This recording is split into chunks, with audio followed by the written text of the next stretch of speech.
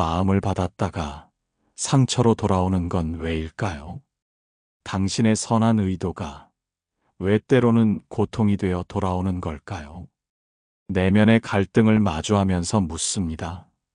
내가 잘해주었는데 왜 아프기만 한 걸까? 그러자 부처님께서 말씀하셨습니다. 모든 행위는 씨앗이니 그 씨앗 따라 꽃도 열매도 정해진 아니라 이제 고요히 함께 머물러 보소서. 한적한 숲길, 햇살은 나뭇잎 사이로 점점이 들이우고 있었습니다. 그 길 위에 한 어르신이 천천히 걸으십니다. 지팡이에 기댄 걸음이지만 눈빛만큼은 결코 흐릿하지 않습니다. 그리고 그 뒤를 조용히 따르는 제자가 한 명 있었습니다. 스승님, 제가 어제 시주한 밭이 인근에 있었습니다. 한 해 농사가 잘 되기를 바라는 마음이었습니다만 오늘 그 밭에서는 가뭄으로 고통받는 모습을 배웠습니다. 제가 드린 공덕이 어째서 이렇게 온전히 돌아오지 않는 걸까요? 어르신께서는 잠시 하늘을 바라보고는 바람이 불지 않으니 씨앗이 땅에 숨을 들이키지 못하듯이라. 내 마음은 씨앗을 뿌렸지만 그곳의 땅이 어떤 땅인지를 보지 못했구나. 그 말을 들은 제자는 고개를 끄덕입니다. 저는 제 마음만으로 모든 것이 이루어지기를 바랐습니다. 그러다 보니 흐름과 조건, 저보다 절실한 땅의 이야기를 잊었듯 하옵니다. 숲길은 다시 고요 속으로 스며듭니다. 어르신은 잠시 손끝으로 흙을 만져보시고는 씨앗 이전에 땅을 알아야 하느니라. 업이란 건 그리 단순하지 않다. 내가 하는 일과 그 일이 닿는 곳의 모든 인연까지 품는 것이니라. 이 순간 제자의 가슴은 울렁입니다. 스스로의 의도가 그리고 그것이 닿는 세계와의 연결고리가 업으로서 얽히는 순간을 직시하게 되었습니다. 이야기의 바다에서는 단 한 톨의 진심도 흐름과 조건 속에서 낡아지기도 빛나기도 합니다. 오늘 말씀은 여기까지입니다. 내일은 그 씨앗이 어떻게 뿌려지고 어떤 길을 거쳐 내 안에 열매를 맺는지 보겠습니다. 이제 이 고요 속에 머물되 자신의 씨앗과 땅을 살며시 떠올려 보소서. 스승님과 제자는 시냇가에 앉아 있었습니다. 물을 건너오는 작은 벌레 하나를 조용히 지켜보고 있었지요. 물이 세차게 흐르는 듯 했지만 그 안에 수많은 작은 생명들이 자기만의 길을 따라 움직이고 있었습니다. 제자가 물었습니다. 스승님, 제가 어릴 적 거짓말을 자주 하였습니다. 장난이라 여겼던 일들이었지만 지금도 사람을 온전히 믿지 못하고 상대도 저를 미심쩍어 합니다. 이 모든 것이 그 시절의 업이겠지요. 스승님은 물가에 손을 담그며 말씀하셨습니다. 하나의 말은 입에서 나오는 순간 물결을 남기느니라. 그 물결은 사라지는 듯 보이나 어디선가 다시 모여 흐름을 바꾸게 되지. 제자는 조용히 고개를 끄덕입니다. 제가 뿌린 말이 제 마음도 남의 마음도 서서히 굳히고 있었군요. 스승님은 조용히 미소 지으시며 말합니다. 그대는 이미 업을 바꾸고 있느니라. 자각은 가장 깊은 씨앗이니 이제 그대의 말은 다른 흐름을 만들어갈 것이다.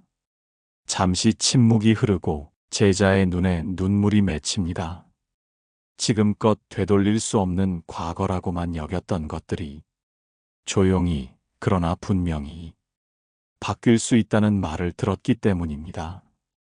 우리는 살며 수많은 씨앗을 뿌립니다.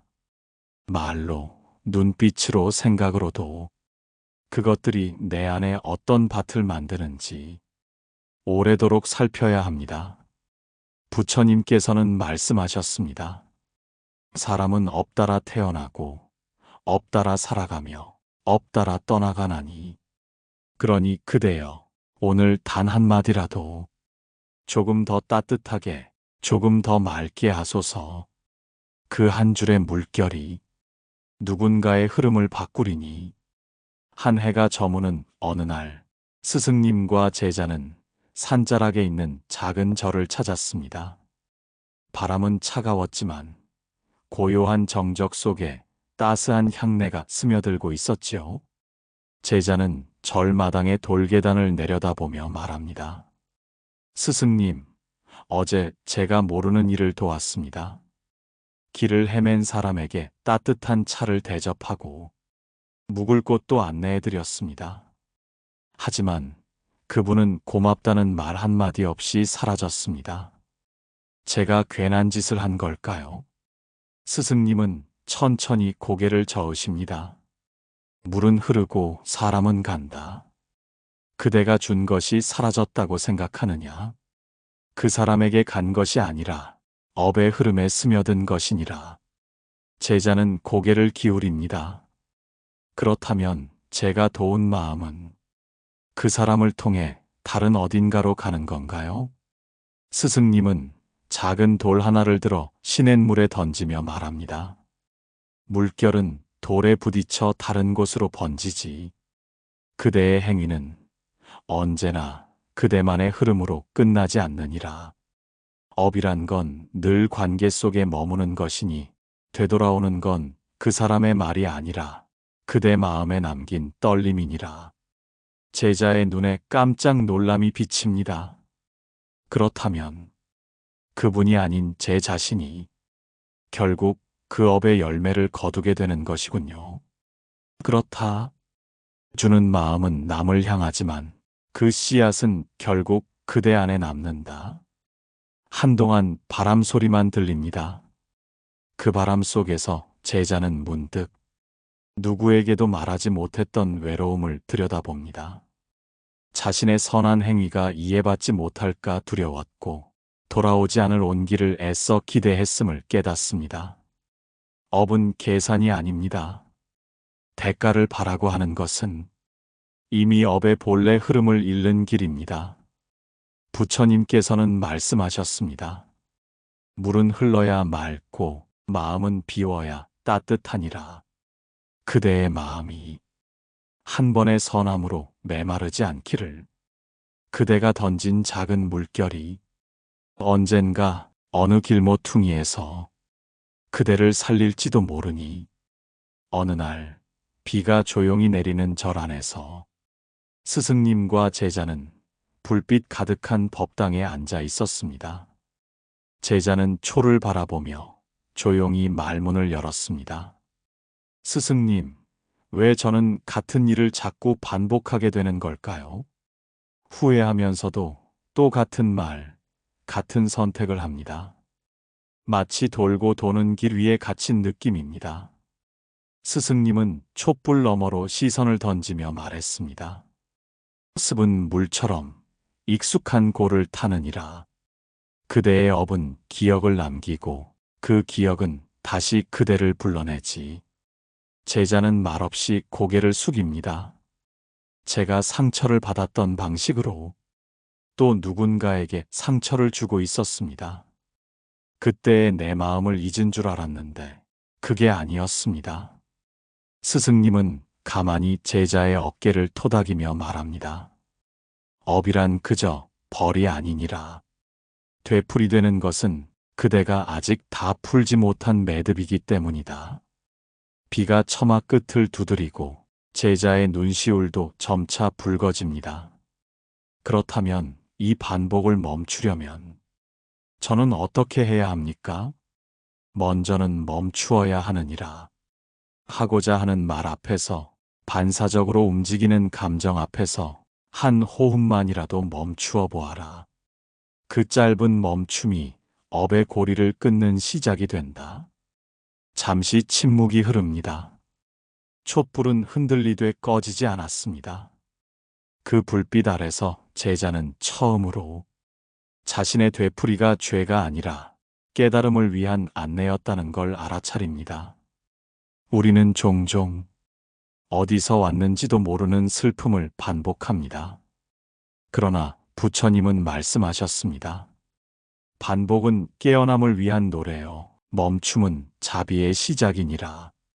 그대여, 오늘 한 번이라도 익숙한 반응 대신 고요한 멈춤을 선택하소서. 그 순간 업은 흐름을 바꾸기 시작하리니 늦가을 산사의 풍경은 한결 단정했습니다. 나뭇잎은 거의 다 떨어졌고 마당을 쓸던 바람도 이젠 멈춘 듯 했습니다. 그 적막함 속에서 제자가 입을 엽니다. 스승님, 저는 어떤 사람을 만났습니다. 이해받고 싶고 도와주고 싶었지만 그 사람은 제 마음을 거칠게 밀쳐내고 떠났습니다. 그 만남은 무엇이었습니까? 단지 운명이었습니까? 스승님은 대답 대신 작은 나뭇가지를 주어 그림처럼 땅에 원을 그립니다. 그리고 말없이 손가락으로 원 안과 바깥을 오가며 말씀하십니다. 업은 인연을 만들고 인연은 다시 업을 낳느니라. 만남은 필연이지만 그 만남 안에서 무엇을 하는가는 그대의 현재 업이 결정하느니라. 제자는 그 원을 바라보며 자신이 품었던 기대와 상처를 떠올립니다. 저는 그 사람을 고치려 했습니다. 제 방식대로, 제 기준으로. 그게 사랑이라 믿었지요. 스승님은 조용히 고개를 끄덕입니다. 사람을 바꾸려는 마음은 곧 자신의 불안을 감추려는 것이기도 하니라. 그 만남은 업이 그대에게 보내준 거울이었느니라. 제자는 눈을 감습니다. 그토록 답답했던 이유, 이해받지 못해 화가 났던 감정의 근원이 바로 자신의 기대였음을 알아차립니다. 그럼 그 사람은 제 인연이 아니었던 걸까요? 모든 만남은 인연이다. 그러나 모든 인연이 머물진 않느니라. 어떤 인연은 배우기 위한 것이고 어떤 인연은 놓기 위한 것이니 그 말에 제자의 눈빛이 흔들립니다. 그리고 이내 말없이 두 손을 합장합니다. 부처님께서는 말씀하셨습니다. 과거의 인연을 지금의 기준으로 재단하지 말고 지금의 마음으로 그 인연을 바라보라. 그대가 겪은 만남, 그 안에 담긴 갈등, 미련, 애정, 모두가 그대를 키운 연기의 조각이었소. 그 인연이 떠났다면 남은 것은 상처가 아니라 지금의 그대를 만든 한 줄기의 빛이니라. 해는 저물고 있었습니다. 산사의 종소리는 느리게 울렸고 그 아래서 제자는 엷은 목소리로 물었습니다. 스승님, 저를 배신했던 사람이 있습니다. 시간이 흘렀지만 아직도 그 이름만 들어도 가슴이 답답해집니다. 잊으려 해도 용서하려 해도 그 감정이 잘 놓아지지 않습니다. 스승님은 뜨거운 차를 한 모금 마시고 이내 조용히 말합니다. 그대가 놓지 못하는 건 그 사람보다도 그때의 자신이니라. 제자는 놀란 듯 스승님을 바라봅니다. 배신당했던 나, 속절없이 상처받았던 나, 그 아팠던 기억 속의 자기를 그대가 끌어안지 못하고 있으니 그 그림자가 아직도 그대를 붙잡고 있느니라. 제자의 눈에 서서히 눈물이 고입니다. 저는 저 자신이 너무 약해 보였습니다. 그 순간을 떠올리면 왜 그렇게밖에 못했을까? 자꾸 자책하게 됩니다. 스승님은 조용히 차잔을 제자에게 내밀며 말합니다. 그 잔에 아직 차가 뜨겁지? 그것처럼 그 기억도 아직 식지 않은 것이야. 용서란 건 상대를 향한 행위가 아니라 자기 내면에 맺힌 불씨를 식히는 일이니라. 제자는 입술을 깨물며 묻습니다. 스승님, 저는 그 불씨를 언제쯤 식힐 수 있을까요? 스승님은 웃으며 말합니다. 식으려 하지 마라. 그 불을 따뜻함으로 바꾸어라. 그 아팠던 순간이 이제 누군가를 더 깊이 이해할 수 있는 힘이 되도록 잠시 바람이 문풍지를 흔듭니다. 그 소리 속에서 제자는 깨닫습니다. 용서란 있는 것이 아니라 자신의 아픔을 품는 일이라는 것을 부처님께서는 말씀하셨습니다. 그대를 해친 이가 있다면 그는 그대의 스승이니라. 왜냐하면 그를 통해 자비를 배우기 때문이니라. 그대여, 놓기 어려운 마음이 있다면 억지로 밀어내려 하지 마소서. 그 마음을 먼저 안아줄 때 그제야 용서의 문이 열릴 수 있으니. 스승님과 제자는 산사의 작은 부엌에서 나물 손질을 하고 있었습니다. 날은 흐렸고 조용한 시간 속에 제자의 목소리가 흘러나옵니다. 스승님, 저는 과거에 제 잘못으로 한 사람의 삶을 크게 흔든 일이 있었습니다. 그 사람은 떠났고 저는 그 이후로 삶 전체가 멈춘 듯 합니다. 어떻게 해야 이 무거운 죄책감을 이겨낼 수 있을까요? 스승님은 나무를 자르던 손을 멈추고 말합니다. 죄는 멈추는 것이고 책임은 걷는 것이니라. 그대는 지금 죄의 자리에 멈춰 있으나 이제는 책임의 길로 걸어 나아가야 할 때다. 제자는 머리를 깊이 숙입니다.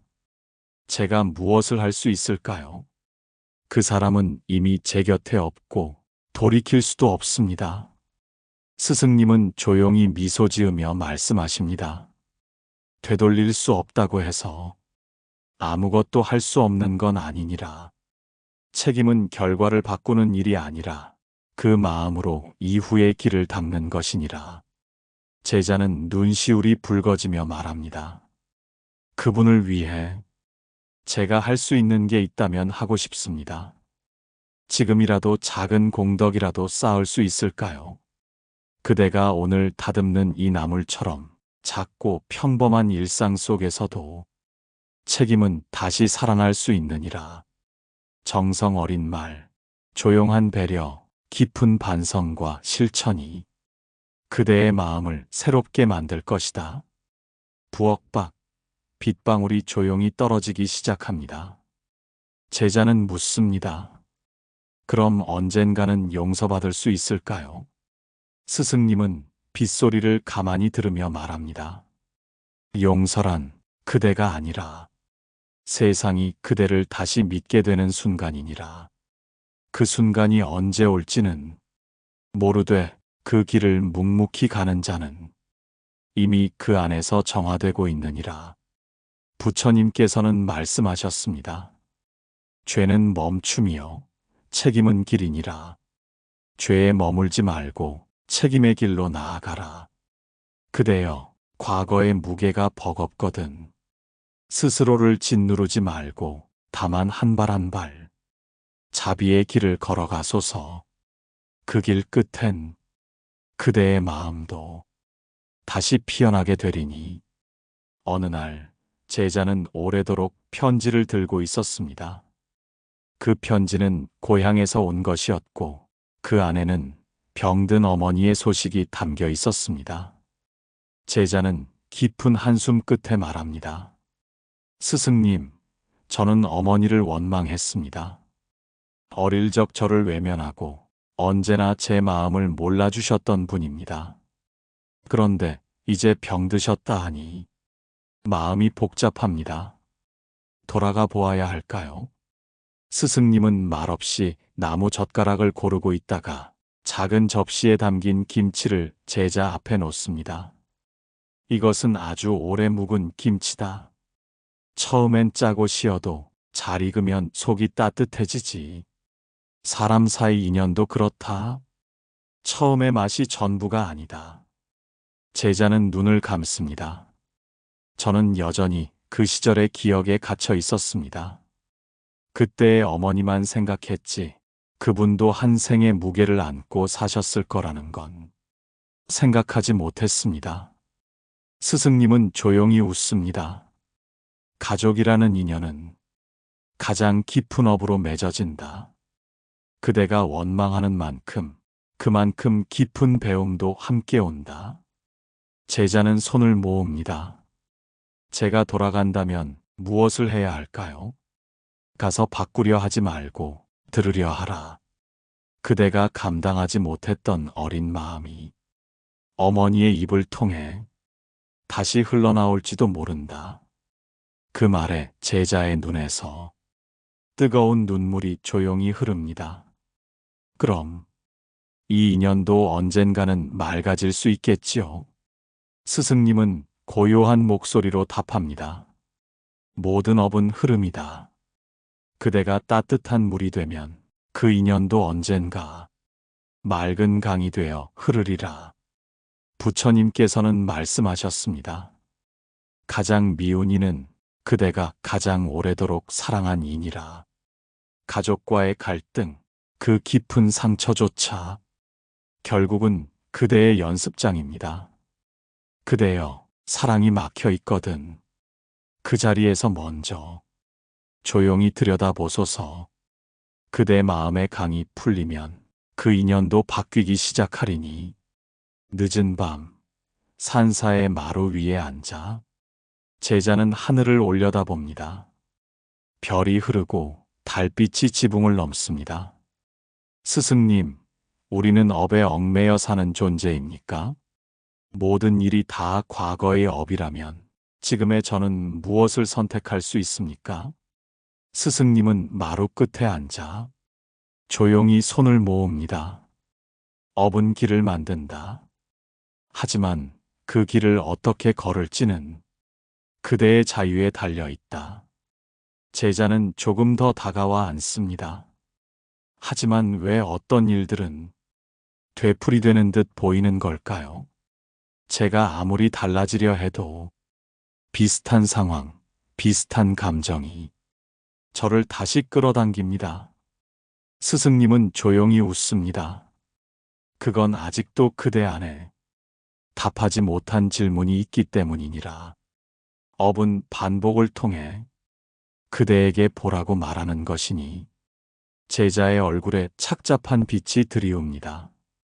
그럼 진정한 자유는 어떻게 오는 것입니까? 스승님은 달빛을 바라보며 말합니다. 자유란 선택에서 오지 않는다. 깨어 있음에서 오느니라.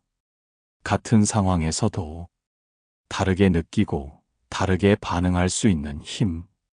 그것이 업을 끊는 첫 걸음이니. 잠시 침묵이 흐릅니다. 달빛이 마루를 환히 비추고 제자의 가슴도 서서히 풀어지기 시작합니다. 그러니까 제가 더 깨어 있을수록 그 상황에 휘둘리지 않고 내 안의 고요를 지킬 수 있다는 말씀이군요. 스승님은 고개를 끄덕이며 말씀하십니다. 바로 그때 그대는 업이 아니라 지혜로 움직이게 되느니라. 업이 끌고 가던 삶에서 그대가 삶을 이끄는 순간이 되는 것이지. 부처님께서는 말씀하셨습니다. 그대가 깨어있는 만큼 업은 그대에게 길을 터주고 그대는 스스로를 자유롭게 하느니라. 그대여, 되풀이되는 감정이 있다면 지금 그 안에 머물러 깊이 보소서. 그 순간 그대는 더 이상 끌려가는 존재가 아니라 머무는 존재가 되리니. 오늘은 업과 해탈, 그 긴 여정의 끝자락에서 우리 안에 남겨진 마지막 한 줄기를 함께 바라봅니다. 산사의 새벽, 하늘은 아직 어둡고 종소리만이 조용히 밤을 깨웁니다. 제자는 마지막 인사를 앞두고 스승님 앞에 앉아 고개를 깊이 숙입니다. 스승님, 이제 저도 길을 떠나려 합니다. 업에 대해, 제 마음에 대해 많이 배웠습니다. 하지만 저는 아직도 완전한 자유를 느끼지 못합니다. 그건 결국 이 생에서는 불가능한 것일까요? 스승님은 아무 말 없이 등잔의 불을 살짝 줄입니다. 불빛이 작아지고 그 작은 어둠 속에서 고요히 말씀하십니다. 업에서 완전히 벗어난다는 것은 모든 존재의 고리를 내려놓는 것이니 그것은 결코 억지로 이룰 수 없는 일이니라. 다만 그대가 더 이상 나라는 의식을 좇지 않게 되었을 때 해탈은 스스로 드러나게 되느니라. 제자는 묻습니다. 그럼 저는 어디까지 온 걸까요? 스승님은 따뜻한 눈빛으로 제자를 바라보며 말합니다. 그대는 더 이상 업을 두려워하지 않게 되었지. 그 두려움이 사라졌다는 건 이미 해탈의 문턱에 닿았다는 뜻이니라. 제자는 천천히 숨을 내쉽니다. 이제까지 품어온 불안, 자책, 아픔, 그 모든 것이 더는 무겁게 느껴지지 않았습니다. 스승님, 저는 그 모든 업이 결국 저를 이 자리로 이끌었다는 것을 이제야 조금 알겠습니다. 스승님은 조용히 합장하시며 마지막 말씀을 전합니다. 모든 업은 연기요. 모든 연기는 그대를 비우기 위한 길이니라. 그대가 고요히 머문 그 시간들이 곧 해탈의 과정이었느니라. 제자는 마지막으로 스승님께 큰 절을 올립니다. 그리고 떠납니다. 더는 과거에 머물지 않고, 더는 스스로를 탓하지 않고, 그저 지금 이 걸음을 조용히 디디며 나아갑니다. 부처님께서는 말씀하셨습니다. 해탈은 어딘가에 도달하는 것이 아니라 이미 그대 안에 있던 고요를 알아차리는 일이니라. 그대여, 지금의 삶이 버겁더라도 그 모든 흐름 속에서 그대를 향한 깨달음이 자라고 있음을 기억하소서. 그대가 머문 모든 순간은 어김없이 해탈을 향한 걸음이었으니 마른 업의 그릇이다. 늦은 봄, 절 앞에 매화가 마지막 꽃잎을 흘리고 있었습니다. 스승님과 제자는 바람에 흩날리는 꽃잎을 바라보며 앉아 있었습니다. 제자가 물었습니다. 스승님, 저는 때로 말로 사람을 아프게 합니다. 상처 줄 뜻이 없었는데 제 말 한마디가 깊은 오해를 만들기도 합니다. 말도 업이 되는 것일까요? 스승님은 눈을 감고 말합니다. 칼은 들지 않아도 말로 베이는 상처는 오래 남느니라. 말은 그대의 업을 담는 그릇이다. 제자는 고개를 숙입니다. 그렇다면 저는 매일 무심히 업을 쌓고 있었던 거군요. 스승님은 바람에 흔들리는 꽃잎 하나를 손에 담으며 말씀하십니다. 말은 바람에 실려 누군가의 마음에 닿는 것이니 그 무게를 헤아리지 못하면 원치 않던 고통이 되어 돌아오지. 제자는 조용히 숨을 내쉬며 말합니다. 그렇다면 저는 이제 말하기 전에 먼저 멈추는 연습을 해야겠습니다. 스승님은 고개를 끄덕이며 말합니다. 말을 줄이기보다 그대의 자비를 먼저 키우면 된다. 자비가 가득한 이는 자연히 조용한 언어를 쓰게 되니라. 부처님께서는 말씀하셨습니다. 말은 공덕을 이루는 첫 문이요, 업을 지우는 마지막 문이니라. 그대여, 오늘의 한마디가 누군가의 하루를 환하게 하기를 바라며 따뜻한 말씨로 그대의 업을 맑게 하소서. 몸의 아픔은 무엇을 말하는가? 한 제자가 아픈 몸을 끌고 법당에 들어왔습니다. 오랜 병으로 인해 야위고 목소리도 작아졌지만 그 눈빛만은 여전히 간절했습니다. 스승님, 저는 이 병이 업이라면 받아들이겠지만 왜 하필 제게 이런 고통이 온 건지 마음이 원망으로 흐릅니다. 스승님은 제자의 손을 가만히 잡으며 말합니다. 병은 업의 그림자이나 그림자 속에는 그대가 미처 돌보지 못한 마음이 숨겨져 있느니라. 제자는 눈을 감습니다. 어쩌면 저는 제 몸을 미워했는지도 모릅니다. 늘 무리하고 늘 참았고 제 감정을 억누르며 살아왔습니다. 스승님은 고요한 목소리로 말씀하십니다. 몸은 그대에게 말을 건넨 것이니라. 이제는 나도 좀 돌보아 달라. 그대 마음도 함께 살펴달라. 그 고요한 요청을 병이라는 형식으로 보여준 것이다. 제자의 눈에 눈물이 흐릅니다. 스승님, 그럼 이 병도 지나가는 인연이겠지요? 스승님은 차를 따르며 말합니다.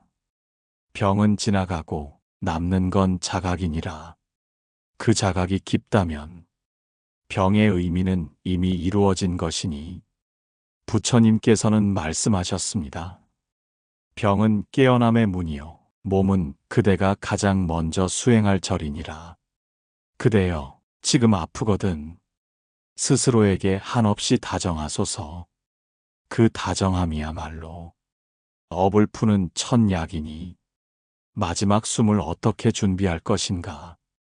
하루는 절 아래 마을에서 장례가 있었습니다. 스승님과 제자는 조용히 다녀온 뒤 절 뒷마당에서 저녁 하늘을 바라보고 있었습니다. 제자가 낮은 목소리로 말합니다. 스승님, 죽음은 업의 끝입니까? 아니면 새로운 시작입니까? 스승님은 하늘을 가리키며 말합니다. 저 하늘 아래 떨어지는 해는 끝처럼 보이지만 다시 떠오르기 위해 쉬는 것이니라. 죽음도 그렇다.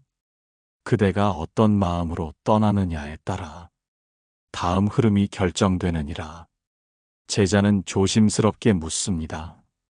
그렇다면 죽을 때 가장 중요한 것은 무엇인가요? 스승님은 말합니다. 한 생을 다 살고 난 뒤 남는 건 딱 3가지뿐이니라. 한 줄기 감사, 한 조각의 미안함, 그리고 한 방울의 자비. 제자는 눈을 감고 속삭입니다. 저는 아직도 미안하다는 말을 제대로 못했습니다. 고맙다는 말도 자주 잊었지요. 스승님은 제자 어깨에 손을 얹으며 말합니다. 그대가 오늘 그 말을 기억했다면 지금부터는 늦지 않느니라. 죽음은 멀리 있지 않다. 오늘을 어떻게 사느냐가 곧 죽음을 준비하는 길이다. 부처님께서는 말씀하셨습니다. 죽음을 두려워하지 말고 오늘의 업을 맑게 하라. 그 맑음이 내일의 환생을 이끌 것이니라. 그대여, 언제 올지 모를 그날을 무겁게 기다리지 말고 오늘을 가볍게 정화하며 살아가소서. 그것이 곧 두려움 없는 죽음을 맞이하는 수행이니라. 마음을 다해 들어주셔서 고맙습니다. 당신이 겪은 모든 일이 그대를 깨우기 위한 길이었다면 이제 그 여정이 조금은 가볍게 느껴지기를 바랍니다. 이 시리즈가 마음에 남았다면 구독과 좋아요, 댓글로 따뜻한 인연 이어가 주세요. 그대의 길에 항상 자비와 지혜가 함께 하기를.